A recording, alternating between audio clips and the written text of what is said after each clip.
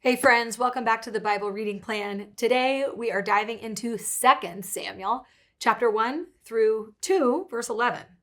So it's a chapter and a couple verses. If you haven't read it yet, check it out. If you remember, the books of 1st and 2nd Samuel are actually one story. They were split in order to accommodate for the length of scrolls.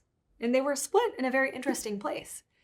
If you read our last reading, the last chapter of 1 Samuel, and you read today's reading, they're almost identical with a slight difference. These stories tell the story of how Saul died in battle. In our previous reading, we read that Saul was gravely injured, and he asked his armor bearer to put him to death rather than suffer humiliation of being killed by the enemy. The armor bearer has fear of God, and so he will not lay a hand against Saul. So Saul ends up taking his own life. We'll turn the page into 2 Samuel, and we pick up with David, who's come back from a fierce battle against the Amalekites. And there's some drama as a stranger is seen running into camp, huffing and puffing with news to deliver from the Israelite camp, from Saul's army.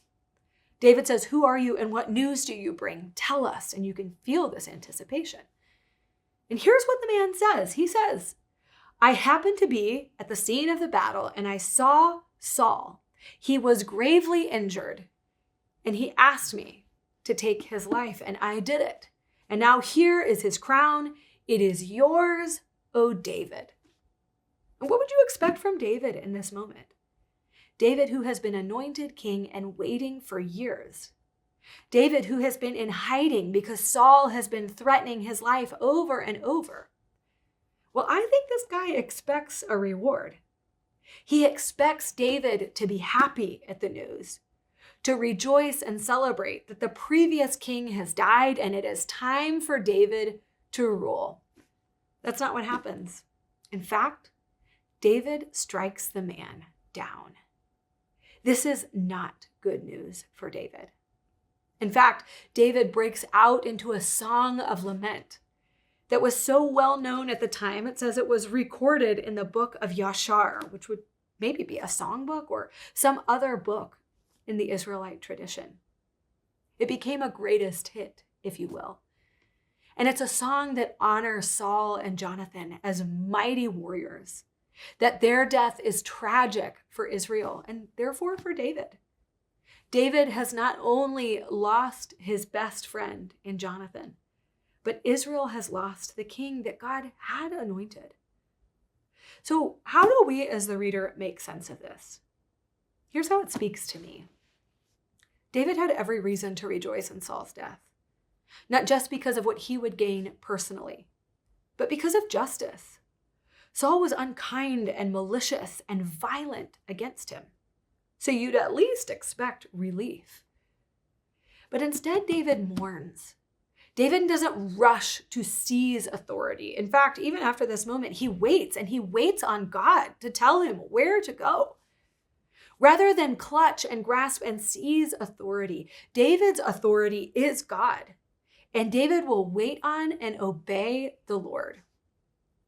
So I don't know about you, but for me, there are some places in my life where I reach for authority, where I want control. I want to manage outcomes and have the last word. And what this passage speaks to me today is, where do I need to release some of my grasp for authority and allow God the authority he already has as king? Where do I need to change my grip from this to this? It may be a situation at work where you wish you had the final say, or you are jockeying for room at the table, or to have the last or best idea.